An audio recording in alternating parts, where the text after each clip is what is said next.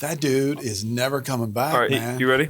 All right, welcome everybody to another edition of Counsel Table. There we go. Judicial edition. Our prior episode, we had a district judge, Christine Weems. Today, we're blessed with an appellate court justice.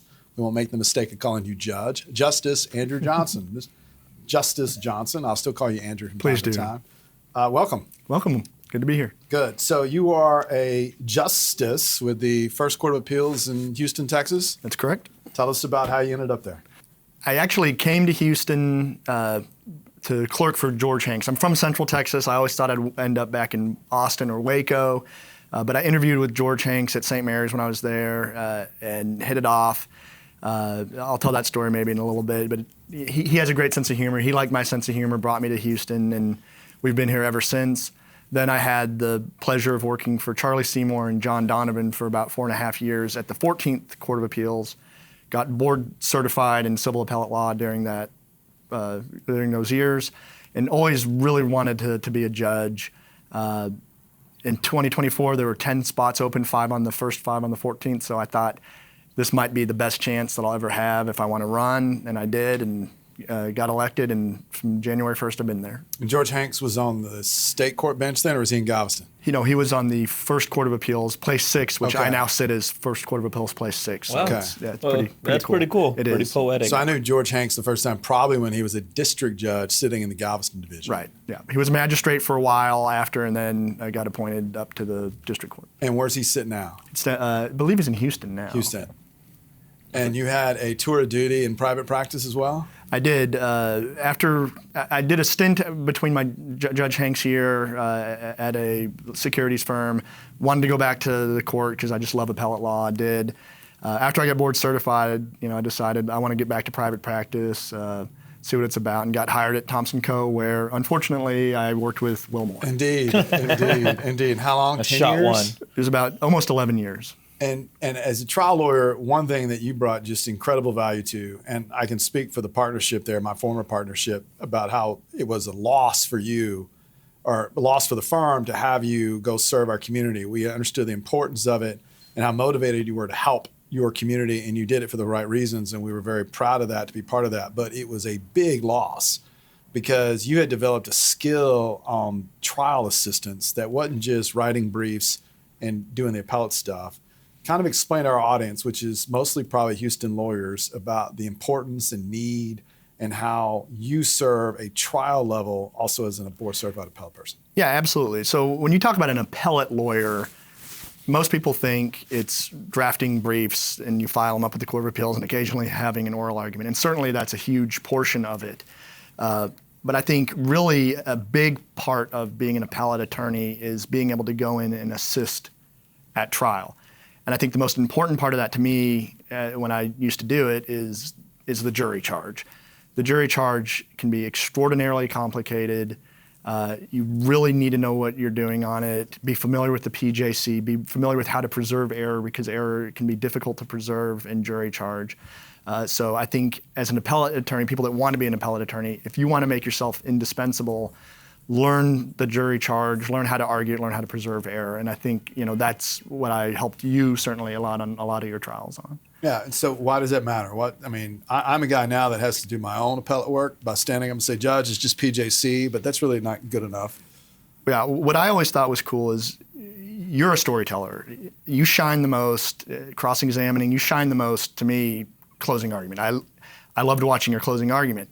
And so when you bring in an appellate attorney to handle the whole charge situation, you're able to sit there and finesse, make the final changes to your closing argument while I'm up there, worrying about commas and punctuation and additional words to the charge. So I think that in and of itself made it worth its while to you. But the charge can be literally punctuation or a missed word here or there, or an extra phrase here or there can mean the difference between winning and losing, quite literally, or thousands and thousands of extra dollars, or defending against it. I mean, it's that important. And when you were asked to help, you looked at the importance of the charge conference as an opportunity to win and lose? It really can be, yeah. Did you ever win any or lose any because of a good or bad charge conference? Well, there was one case that you and I had, and I distinctly remember it because instead of a general, just normal negligence question, it was a trucking case that needed an extra instruction to narrow the jury in on what they really need to find. And so I came up with the proposed instruction that we wanted. The other side didn't want that. They wanted just a general negligence. But while we were up there arguing before the judge, the other side started getting angry and started over asking for the type of instruction they wanted, and they made the trial court mad. And so the trial court just gave me the instruction I had. The other side, tried to object but didn't do it properly, so they didn't even preserve error. And so all of a sudden we have this charge with this great instruction. And I remember walking over to you, and you're, fit to be tied. You're, getting ready for your closing argument and trying to concentrate. I'm like, Will, you got to see this instruction. You're shooing me away. You're like, leave me alone. I wanted, leave me alone. Well, yeah, that's great, whatever. And finally, I just grabbed you and I said, look at this instruction. You're like, oh, shoot, I think we won. And I'm like, yeah. So then you were able to frame your closing argument based on that instruction. But yeah, a jury charge can be, is very, very important part of the trial. For the trial counsel that's not appellate counsel, where do we make mistakes on preservation of error at the charge conference? Well, you got to make sure that if Give you a little CLE. It's fair. Well, first, can we start with what is preserving error? Because I remember when I was a very young attorney, I was like, what does that mean? Yeah. I mean, there's a famous case from the Supreme Court called Payne, and really, at the end of the day, that case, stands for the proposition, I think, as long as the trial court's aware of what you did and you've preserved it, then you should preserve it. But I would never rely on that. I would follow the rules, and if you want to object to something, make sure it's on the record. But if you want something in the charge, don't just state what it is on the record. Get a written instruction, a written definition, write it out, present it to the judge, have them sign it, and then make sure it's in the record somewhere. And quite literally, you can put it on I think we put it on napkins before, just in the courtroom, because we wanted to make sure we preserved error. So you got to follow the rules and make sure that you're aware of what they are when you want to preserve error. Instructions. So again, not getting caught up in PJC. The case can actually invite creative instructions to guide a jury, and you have to ask the judge for those outside of PJC, and you might win some of those, lose some of those. Tell us how that works. Yeah, that can be the case. If you want a specific. Obviously, one side may want the whole universe of possibilities open for the jury to consider, and one side might, hey, let's narrow it down. And if there may be, some grounds that aren't legally supported or some grounds that aren't legally available, you may want to tell the jury, as one side, hey, make sure you don't consider this when you're considering negligence, or this is really when the other side is asking for negligence, this is what they want you to consider. So it's just a way to kind of fine-tune the jury and hone them in on what the fact issue they really should be considering. What about other trial support? I mean, those of us that try cases in Harris County realize that 3 or 4 months before trial, on the plaintiff's side now, I'm going to get a notice of appearance by one of 2 firms in town. They're both incredible firms, they're very skilled, and that alerts me that an insurance company has decided this is an important case that has risk to them, and they've hired some of the best to support their trial team with appellate support. And then on the plaintiff's side, we obviously have equally skilled, equally talented folks that kind of specialize in that, not just straight appeals, but trial support. So beyond charge conference stuff, where else can our audience get the benefit of knowing when or not they should get some extra help? Yeah. Because trial lawyers are terrible appellate lawyers. We know that. I just look at the cost-benefit analysis. If you can, pay an appellate attorney, a couple $1,000s over the course of a trial, they can show up just for the charge conference. You can have them sitting there the entire time. You can hire them 6 months out and have them start, fine-tuning your limines and bench briefs and things like that. You got to take a look at it. Is it worth the money? The fact that they can, add so much value. I tend to think it is, but that's what I did for a living. Yeah, there's a lot of different help that they can give during it. Bench briefs, can be wonderful. If you have some exhibits or evidence that you want to get in or you want to keep out, trial counsel can continue working on their examinations and have appellate counsel. Let's prepare these bench briefs and really, drive home to the trial court judge why this exhibit should or should not come in, and let them handle that. So that's one area they can handle. Voir dire, bring someone, appellate counsel in during voir dire to You never know if you might get a Batson challenge. You never know if you want to preserve peremptory. That can be tricky too. So bring him in on that. Nobody knows how to preserve peremptory. So I'm going to ask you that question in a minute. But on voir dire, I know that there's a collision between the plaintiff's lawyers wanting to invite commentary from the panel about their abilities to award millions, tens of millions, hundreds of millions of dollars. And we asked, I think it's the 14th case that lets us do it to some extent. And then the defense bar raises holy hell about it. That's a commitment question. That's Cortez. That's Cortez. So there's always a fight in voir dire on that particular question every single time. And y'all pre-brief that, know who your audience is, and those sort of things. I always found it fascinating because a lot of time I didn't come in on your voir dires. I didn't come in on voir dire because I was better served probably staying behind and continuing to work on let's exclude this expert or things like that. But the voir dires I went to, I always was fascinated by how you were able to put, potential jurors in different categories and who was best for your case and who wasn't. And I got to sit back and watch that, and I thought that was really fun. So when we have I didn't get it for cause I wanted that I think I should have got, and I just go cry about it and go back in my conference room and strike 6 folks, I didn't do it right. So you made me a note that I still use, by the way, because it's something along the lines of what? I didn't get number 7 for cause. I made, clearly they mentioned, Right. blah, blah, blah. I need another preemptory strike because you didn't strike numbers. Like, there's a way to preserve that, right? Yeah, I mean, literally have it written I'm sure out. you didn't do it right. But I didn't. But one, do people do it right? People don't do it right. I think voir dire, oftentimes maybe gets overlooked, and people aren't super concerned about preserving daring it. There's a specific way, if you think you got There is. an incorrect ruling on a for cause strike, that you think you got them there, you think they're done, you think the reviewing court's going to say that person should have been excused for cause. Yeah. There's a way to do it.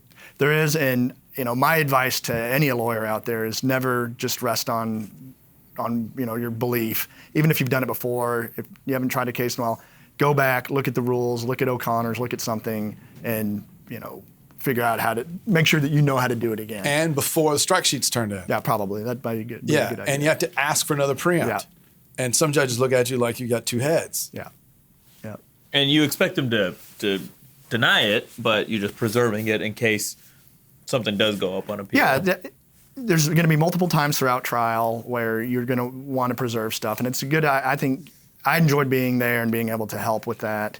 I'm board certified in civil appellate law, and so it'd be kind of funny. But whenever I tried a case with Will, he would look at the judge. He wouldn't even say, "This is Andrew." He'd say, "This is board certified. He's board certified, Your Honor. In case I haven't mentioned it, he's board certified." And I thought that was funny. But yeah, it's a good. You want to preserve as much as you can. Yeah. Are you going to raise every one of those issues on appeal? Most likely not. But at the end of the day, when you turn it over to an appellate attorney or the appellate attorney takes over to draft the brief, they want as many arrows in the potential quiver as they have possible, and then they can pick and choose what they actually want to bring on appeal. And our Houston judges are very good that once they make an appearance in bed, they kind of know. So the better trial judges will say, Mr. Hollenbach, Ms. Barger, Ms. Kone, they leave us out of the way because they know they don't know what we're doing anyway. So they'll bypass us to go right to the brains of the operation and ask what you really want and why you want it and make a record. That's right. Yeah, I had fun with charge conference and Russell Post on the other side, and just so collegial. And we'd be behind the scenes. You want me to take that out? Sure, I'm going to take that out. I mean, I know that I really always enjoyed the appellate bar because it is very collegial, and everybody seems to get along. It's a small town too. It is. Yeah. And for purposes of this question, we can cut it if you don't want to answer it. So that's why. Obviously the hot topic in our world is Gregory v. Chohan. And I don't know how much you can talk about it because of what's going on now, but in these anchoring situations where trial lawyers are going into court and using numbers to kind of get a verdict, are we having to object now, or is it we don't have to object? And what do you suggest? Having someone there because you can't have an appellate counsel and a trial lawyer talking at the same time. Yeah. What I will say about that is, like you said, that is an extraordinarily hot topic, and that's what I'll say about that. Yeah, and so I figure that part will be cut. But when your appellate counsel hands you a sticky note that says object to it, you need to read it and make a decision at that point to object or not to object. And I know one of the frustrations you have Because technically there needs to be an objection made. Sometimes the lawyer won't do it because they fear the jury. I mean, there's none of this, well, it doesn't matter because you didn't preserve it. So if you lose it and you got to appeal it and the other side says, wonderful, that wasn't preserved and you made that decision, that's not a good spot to be in. I've been in that spot. I've lost a trial where the appeal was we didn't preserve it. But I made a conscious decision I didn't care because I had the jury there and I didn't want to object in front of them on this one deal. From the beginning of trial all the way through the end, it's a constant decision process that lawyers have to make. Do I want to jump up and object right now or not? And you just have but to in make our new interpretation of our Gregory Chohan issues, if you don't object, tough, you better object. I mean, you can at least go that far, right? It's a you want to make a it's a hot topic. yes, a hot topic. Are you a mediator too then? You're just very neutral. Yeah. Yeah, no, I get it. That's why, I wanted to preface it that way because I didn't want to put you on the spot. I don't understand it. I mean, I'll be honest with you. I don't understand it. I mean, from a nature, duration, severity standpoint, I get that. I understand that you can't have Picassos and fighter jets. That makes sense. I think that was, no disrespect to our colleagues on the plaintiffs' bar, I think that some of those imageries were unnecessary and a crutch they didn't need, and it was invited error at some point anyway. In per diems, but there's some math that makes sense. But I can read that opinion until I'm blue in the face. And at one point it says, this is what you need to do. And we're going to tell you how to do it. And then they never say how to do it. And it literally has that provision in it. And I'm sure right now, in the first court of appeals at least, you're seeing a lot of these issues come up. Have you've had a lot of oral argument on it so far or no? I think so, as a court, yeah. How does it work? Like, obviously, trial goes sideways. There's an automatic right to an appeal. And here we go. I'm going to ask you in a minute the difference between first and 14th because I still don't know. Yeah. Well, the first is better, but yeah. Yeah, no, I'm joking. I've worked at both. They're both wonderful. Yeah, so I got an automatic right at appeal. I meet my deadlines. I have my filing fee. I get my record ordered. I can go to that court and say, take a look at this. Yeah. How do y'all decide whether it's heard, not heard versus on paper? I think it's up to each individual panel what they want to do. First of all, we want to see, did the parties even ask for How do you get argument? a panel? What's a panel? It just gets assigned by the court. 3 judge panels. There'll be a more senior judge. I'm obviously junior right now, so I'll be a junior judge on the panel for quite a while. And so 3 judges will be assigned to a case. A judge will be assigned to a case. So the clerk's office will say, new appeal came in. Chief judge then says, is it random, the 3? I think it's random to what judge gets assigned a case. Absolutely, okay. Yeah. And oral argument, I want to see did the parties ask for it because a lot of times, we're sensitive to, it costs money to do oral argument. So if a party can't afford it, doesn't want it, we certainly aren't going to make you come in and spend money. But is it an issue that's worthwhile for argument? I think as a court, certainly my preference is to, try to increase the amount of oral arguments. I think we've done a good job of that the last, year or so. I think it's helpful. It brings people in, get to talk. There's things that can happen during an argument too. If a brief is not necessarily super clear on an issue, you can ask counsel during argument to fine tune their issue. What is your issue all about? You can get concessions sometimes. Will you concede, this point during it? I remember once I was arguing before a panel and Chief Justice Frost on the 14th asked me, will you concede that the document at Exhibit A is the same thing as the document Exhibit F? And it was material to the appeal. And I'm kind of a smart aleck, so I just said, well, yeah, if that helps my client. And she laughed, and everyone laughed. And then she, in true Judge Frost fashion, said, no, I'm being serious. No, yes, Your Honor, I will concede that point. So you can get concessions. To me, oral argument was always funny because you prepare and mood it and prepare. And when you're up there, that 15 or 20 minutes goes by like 1 second. The second before you know it, you haven't even made a point. You feel like, and the red light's on already. So it's short and sweet. And I enjoyed doing oral arguments, and I certainly want to try to help the first court uptick those. So y'all decide, panel gets random assigned, then you get, y'all read the paper, and then if they made a request, then you grant or deny that request based on need? Right. Yeah. I literally don't know how this works. Well, if it's a case... Because I had you to do it. Yeah. And we certainly never would have sent you to do oral argument. You shouldn't.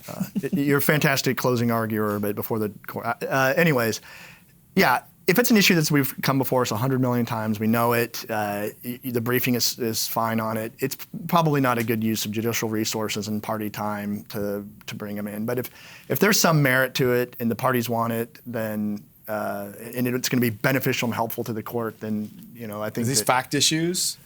It can be. It can be novel legal issues, and we just want to vet both sides on the cases and see what they have to say. Did you always want to do appellate? I'm sorry. Did you always want to have oral argument when you were brief writing, when you were doing your appellate work? No, but I didn't personally. Every appellate attorney handles it differently. I know some appellate attorneys want to ask argument every time.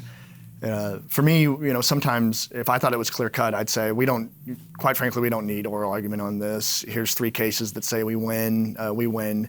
But I always would caveat that with, if the court thinks oral argument would be beneficial, I'm more than happy to do it. Dominant position, you want to show some strength by saying, it's a waste of time, I've already won it. I wanted to argue cases just because I like it, and I think it's, a lot of appellate attorneys, it's it's an honor to be able to come forth and say I've argued X amount of cases. So it's more than I could get. I wanted to. What's the makeup of one now? Is it all Republican judges, justices? No, the first has 2 Democrats and 7 Republicans, and the 14th is all Republican. Okay. Right? So, I feel like we've noticed lately the mandamus in the trial court is the new motion for continuance almost. It's a new way that we're getting it on whatever side it may be. Most I see it from the defense side, but are you seeing a lot more mandamus? I've had quite a bit. Mandami? Yeah. Yeah. Plural of mandamus. What is the plural of mandamus? I'll be honest, I don't know. Yeah. Well, whatever it is, we're getting a lot of them. Yeah. I don't know what the uptick in it was, but is a standard change? I mean, y'all can just kick a mandamus though, right? I mean, I could file one and y'all can just take it and deny it within a day or 2?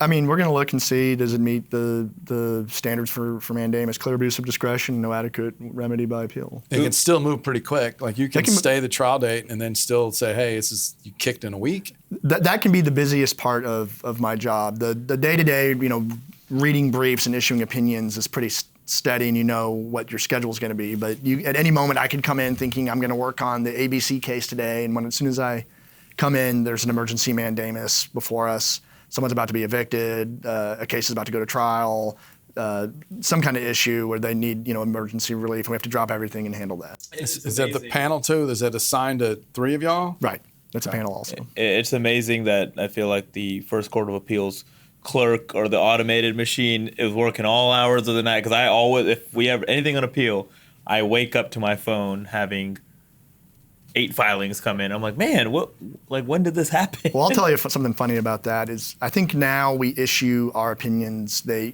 come out at 7 a.m. on Tuesdays, Thursdays, generally. I mean, we can, for extraordinary circumstances, we don't have to do that, but that's what we generally do.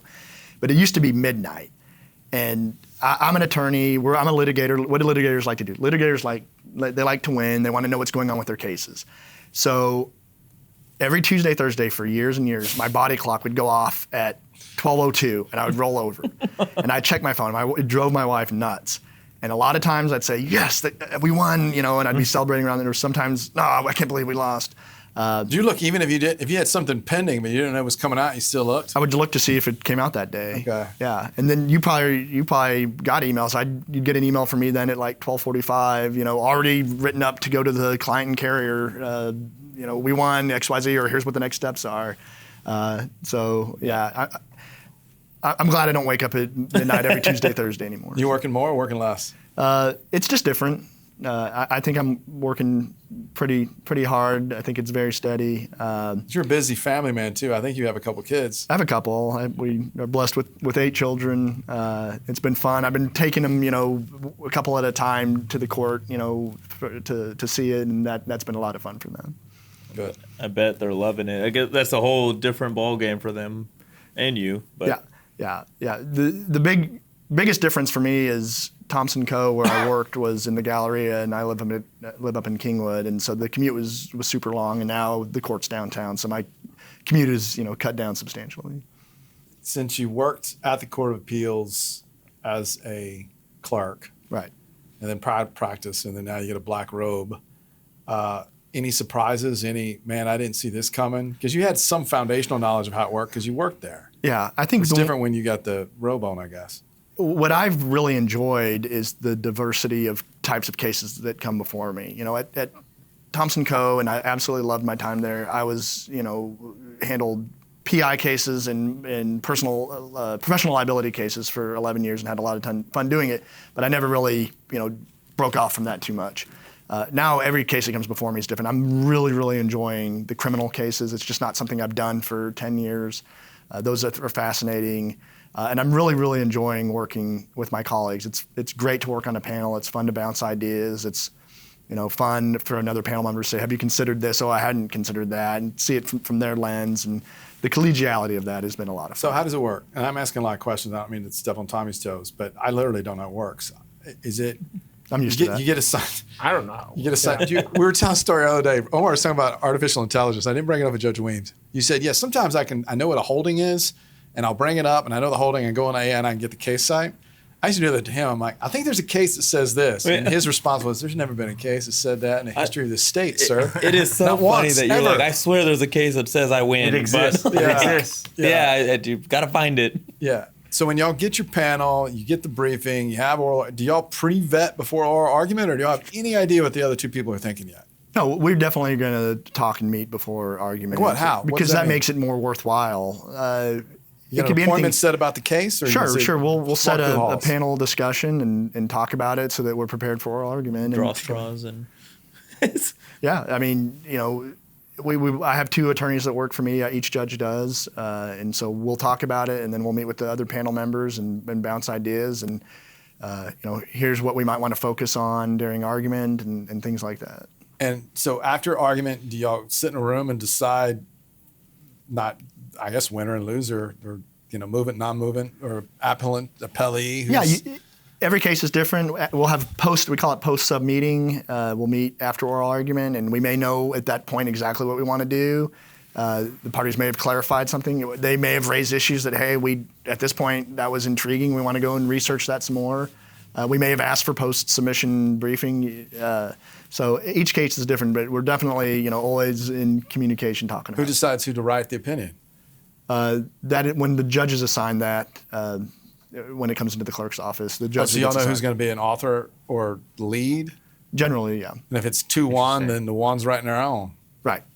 So, can you go back and watch oral argument? Sure. I've done that multiple times. Yeah. Yeah. I didn't know if it's like you got to write your best notes and remember, but you can go back and see what they said about an issue. No, I have multiple times, and I've thought, why am I tilting my head that way? I look dumb. Why was I doing that? So, everyone hates their own voice. So I'm always like, that question I asked, that didn't even make sense. So, that we were just talking about that earlier. I hate hearing my own voice. Yeah. I'm glad to hear it's everywhere. yeah, absolutely. But so, currently we're in an appeal, and pre-briefing or pre-oral argument, we were referred to mediation and didn't go anywhere, and then post-oral argument, we were referred to mediation. Yeah. What's the status behind? We don't know as trial lawyers. Is that a good thing? Is that a bad thing? We try to read too much into it. Sure. Again, each judge is different. Each panel is different. Each case is different. But I think the number one thing that we look at right off the bat for should this case go to mediation is called the docketing statement. The parties are supposed to file a docketing statement, and one of the sections of that is should this case be referred to mediation. So if one of the parties says, hey, this case should be referred to mediation, we'll take a look at that, consider it, and may send it to mediation. Sometimes parties will say, no, we don't think this should be sent to mediation, but it's still judicial discretion. A lot of times people don't want to ask for mediation because then they think they're in a weaker position because they're the one that asked for it. The other side might be expecting them to come up with some kind of expectation at mediation because they asked for it. So even if they don't ask for it, if we look at it and we think, look, this is the type of case that makes sense, go mediate this case, we might send it. And of course, parties can always file a written objection, I think, within 10 days if they object to mediation. So you get to refer it to mediation just like a district judge would. Yep. Yeah. And do y'all pick a mediator? No. I haven't done any of the mediations that I've referred. Because I assume there's, depending upon the case, and we know our friends that mediate more traditional trial cases, and then we know our former judicial colleagues that mediate more appellate type cases. Yeah. I guess you got to have the right mediator too, just like anything else. Yeah. Yeah. It helps. I mean, it was interesting. We made some progress, but it's still going to come down to an opinion, which we're all in the same boat. We don't know what you guys are thinking. So it's the questions. It's always funny. We analyze the questions. We're like, well, that question sounds like they're in our favor, but it could just be a question. Don't listen to jury questions. Come back either, because it could be one knucklehead in the room asking. Yeah. So, Is it possible to award $5 billion? Exactly. I mean, is that the way we should probably take it? I think you should take it, use your experience and expertise to take it how you think you should take it. Yeah, that's fair. Do you high-low mediations like that? No. Wouldn't you want to high-low a mediation like that? That's on appeal? So it's not all or nothing? I don't know. I guess so you could, but You could high-low it based on the outcome. Yeah. And then I waive guess you going to Austin. yeah. And y'all get different, there's different, I didn't know this. I was a blood and guts trial lawyer for a long time and thought, well, Austin can fix it, but we got to get there and blah, blah, blah. But they don't have rights on award of damages. That's y'all's job, not their job. Like there's certain things you can hear that they can't hear. Factual sufficiency type Yeah, stuff. exactly. They can do. You for the general population, when we go mediate with our trial level cases, the mediators are like, hey, listen, you can go get a verdict. But if it's going to get appealed, you're going to be tied up in those courts for a long time. And there's some truth to that, right? I mean, it's not that you're sitting and doing nothing, but you get a lot of cases that come your way. We get right? a lot of cases. We are very, very busy. It's not any cases aren't going to trial anymore, and the courts of appeals are sitting there twiddling their thumbs. Absolutely not. I mean, we're getting cases every single day. And they're both criminal, civil, family, probate, everything. Oh wow, yeah. Child termination cases, everything. Yeah. And they're not all just trial level. They're the mandamus and whatever else someone might appeal. That's what I cut my teeth really on at Thompson Co. is interlocutory appeals, certificate of merits, Chapter 74, anti-SLAPP. I mean, I was doing a ton of those. TROs at Will Moy didn't feel like going to. Yeah. Well. and so for our newly minted attorneys, can you tell what type of appeals are interlocutory appeals? What can come up to where this can stay the case for your appellate process early on in the trial stage? Yeah, the most common source of it's Civil Practice and Remedies Code 51.014. Yeah, that lists what your interlocutory appeals are. That lists what stays automatically trial. That lists what stays the entire proceeding, and that's going to be your main source for interlocutory appeals. There's a couple other.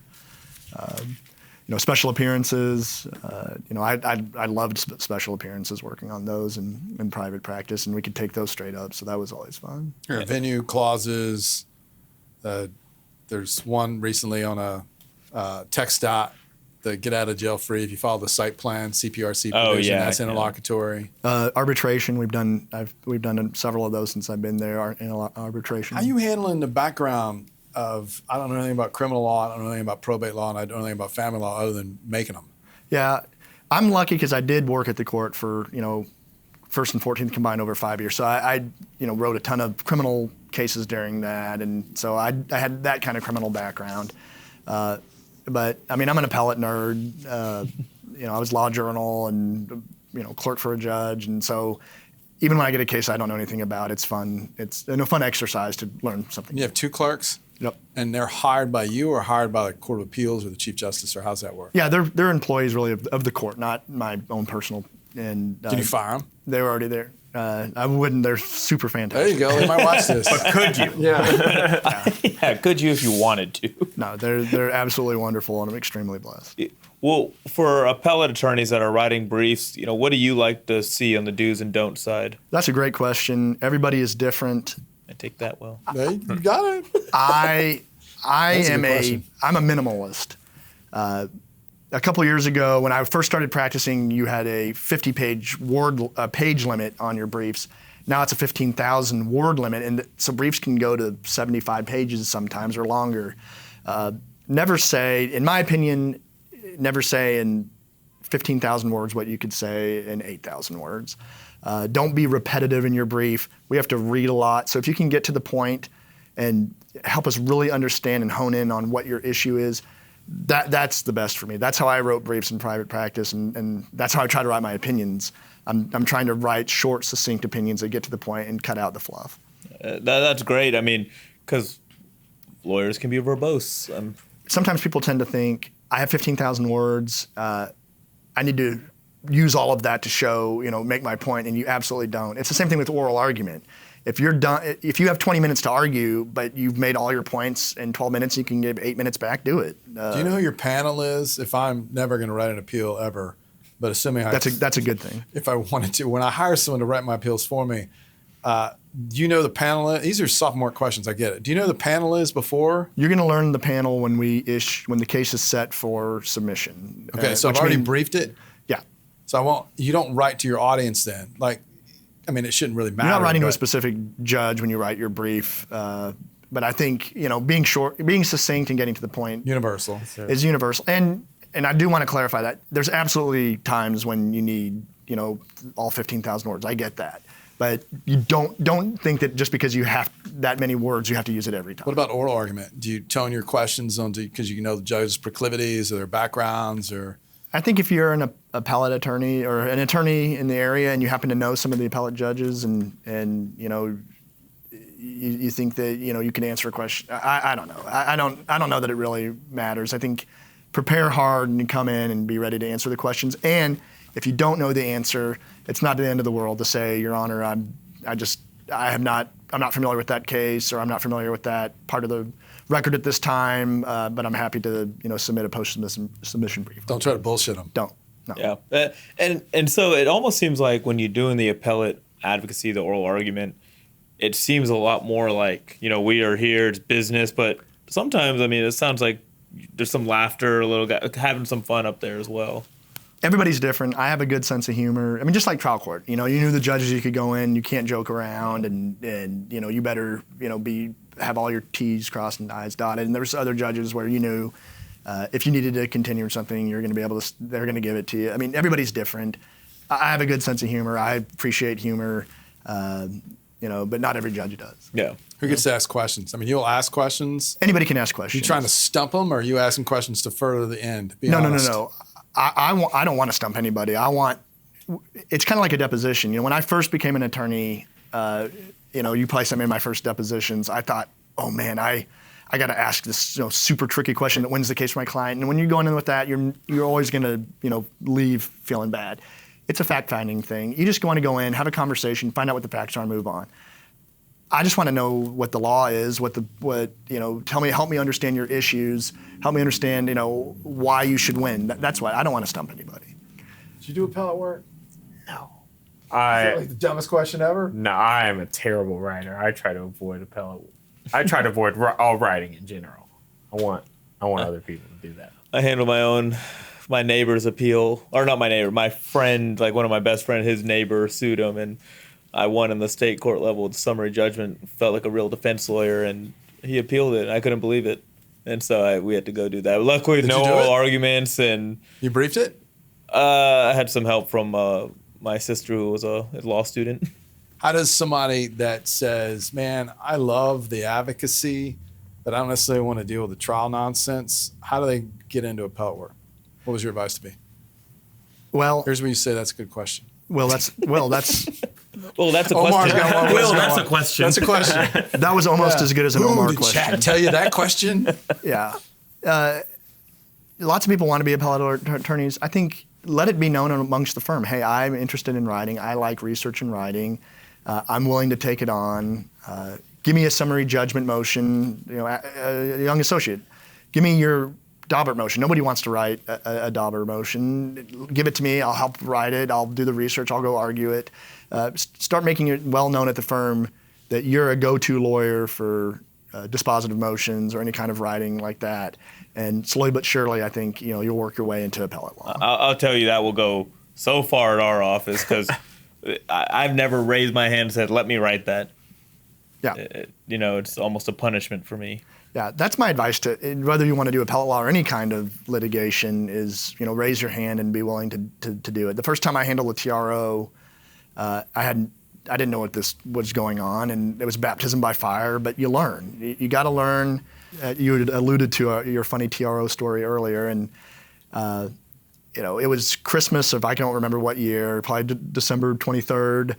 I'm at the office, and Will Moy sends an email out to a bunch of attorneys saying, "Hey, we just got an emergency case on a TRO. Can someone help?"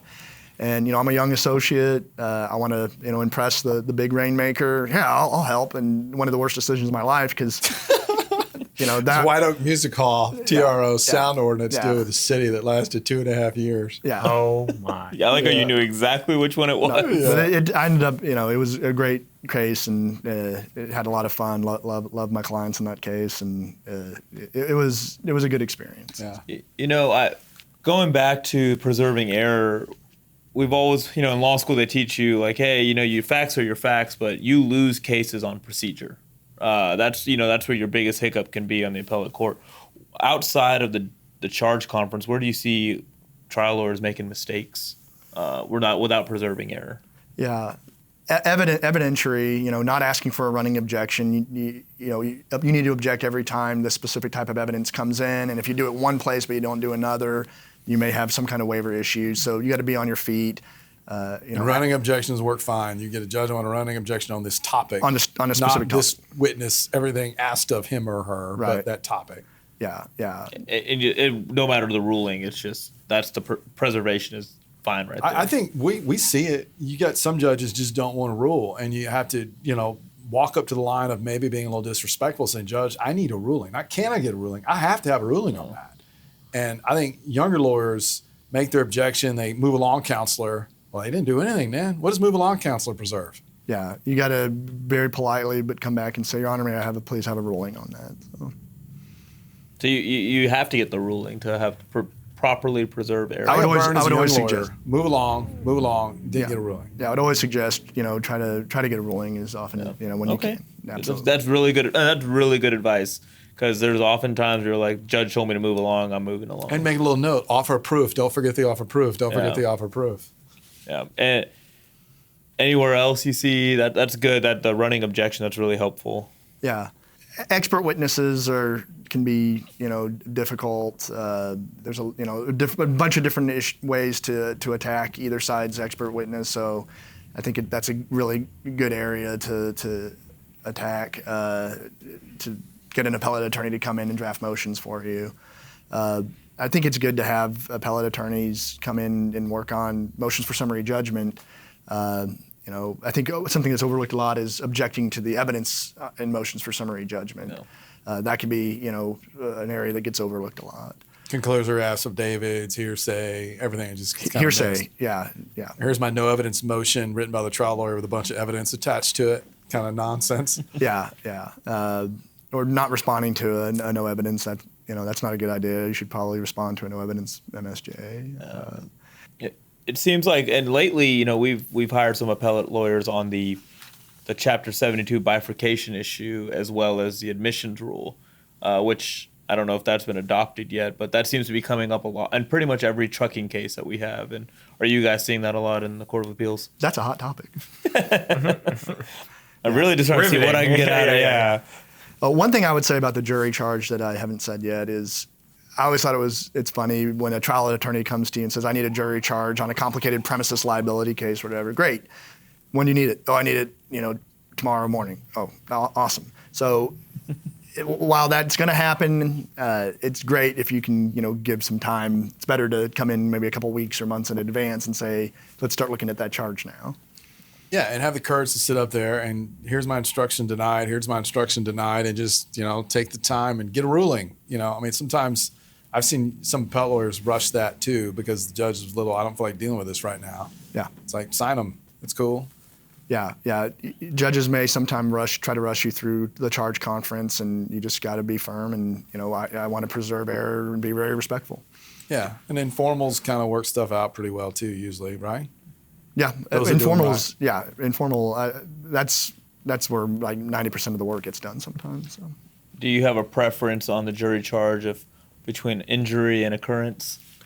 That really is case specific, Yeah. And you just got to make a call. And I know the PJC has good advice on that. Yeah. As of 1st or 14th, this is not a pending question. This is an existing law question. They haven't ruled on admission rule yet. Like this Houston Court of Appeals.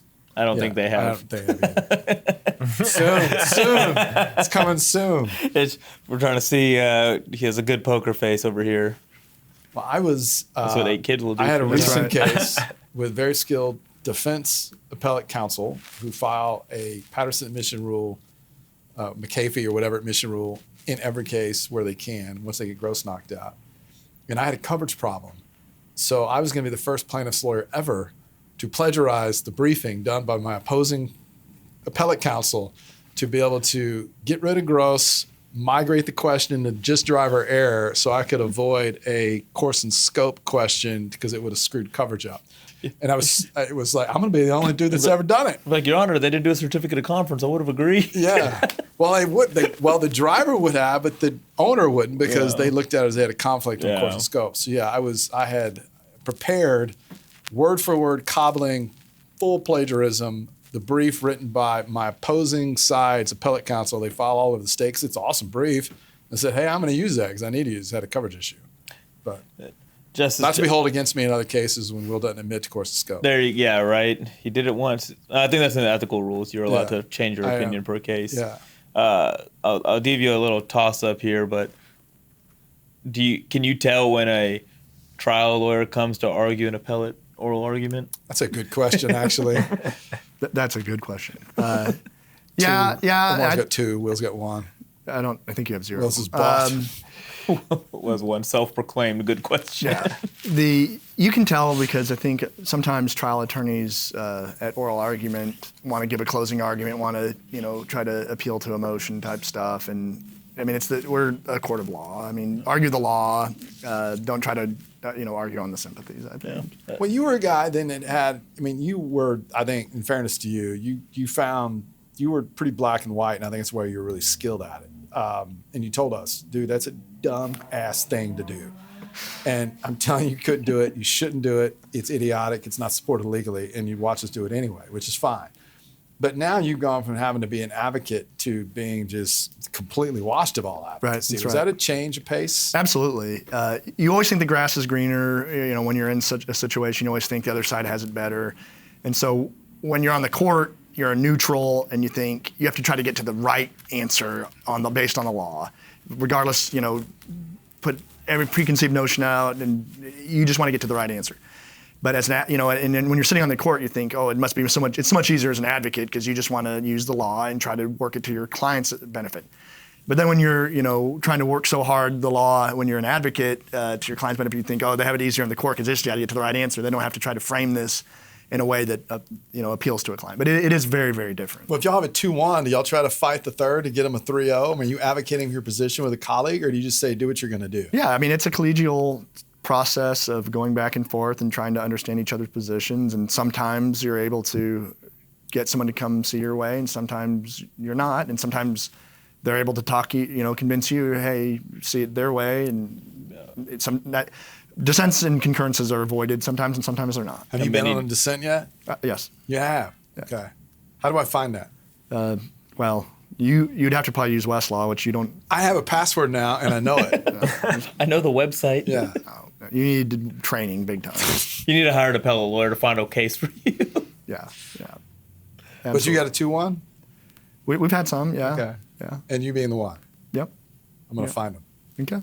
One thing I wanted to say today is, I loved working with Will. He was phenomenal. And there was another partner I did a lot of trials with at Thompson Co., Xandra Foley. And I made this, story during my investiture, but I think it's a good story in that one of my great honors is I'd get to go in on these, 2 absolute, legendary closing argument givers, and I get to do the charge conference, and then my job's done. I get to go sit back then and just enjoy the show. And I thought Will was so good. I thought Xandra was so good. But they're both super alphas. They want to be the best of the best. So after I got done with a Will trial, I'd go into Xandra's office, and I'd be like, man, Will just gave probably the best closing argument I ever heard. And you could just see her get angry. Or I'd go up to Will, he'd say, how did that trial with Xandra go? Oh, it went great. I think she's probably the best closing argument giver there is. And he'd get mad. So it was fun to play them off each other. Yeah, we both knew it, and it still made us both mad. So that's the way it goes. I'm hoping there's a trial someday, Will versus Xandra. That'd be the easiest trial ever because we have so much respect for each other. It would probably be settled over drinks and would never get to trial anyway. And there would absolutely be a high-low because I'm not going to lose. Nor would she. It'll be one number. It's your settlement number. You're going to go try the case for fun. Yeah. No, she's fabulous. Yeah, but the last case I tried, and it was probably the favorite trial I ever had, was in Milwaukee, 2024. And Xandra and I went up there with some other attorneys and teamed up with a team from Norton Rose and did a products liability case. But we were up there for 10 days or more. It was just so much fun. It's the closest thing it's like being on a sporting team when you're on a trial team. You're around the clock, working. You go to bed at 2 a.m., you wake up at 5 a.m.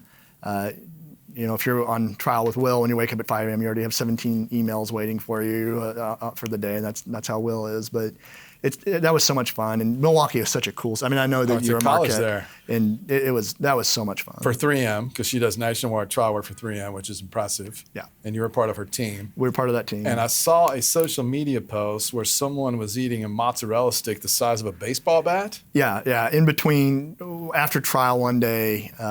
We went to a food hall, and they had the world's biggest mozzarella stick. And you said, prove it. No, I got it. Prove it. I ate that. I ate macaroni and cheese with it, and then I ate half a Xander's. Now, how big was this cheese damn thing? It was probably that. Yeah, exactly. It was And then you good. called in sick to I trial didn't. the next day. I didn't Trial was feel, over? I think we had just done the Or charge. your conference. trial was over? Your portion of the trial. There you go. Yeah. No, I didn't feel well after that, but yeah. Shocked. I mean, when you're in Milwaukee, what are you going to do? So. Well, he used to keep an armory of SpaghettiOs in his kind of office because invariably it was, hey, I got to get home. And somebody would say, hey, I need this like tomorrow. So he'd get his can opener out, pop it open, eat it old school style, and bang out briefing behind his computer all night That's long. amazing. One thing I loved about Will is Sleep at the office. he is generous. He rewards those that help him. And if we went to trial afterwards, when the dust cleared, he would take us to a Brazilian steakhouse, and I would just become comatose, just going absolutely nuts. So Not could have just got off with a earned it. big ass mozzarella stick. I'd have been better off. Love it. yeah, I would have. You could have taken me to Cece's. I would have been Yeah, happy. exactly. All right. Well, thank you, Justice Johnson. We appreciate it. Yeah, absolutely. Thank you All very right. much. Appreciate Awesome. it. Thank you. Cool.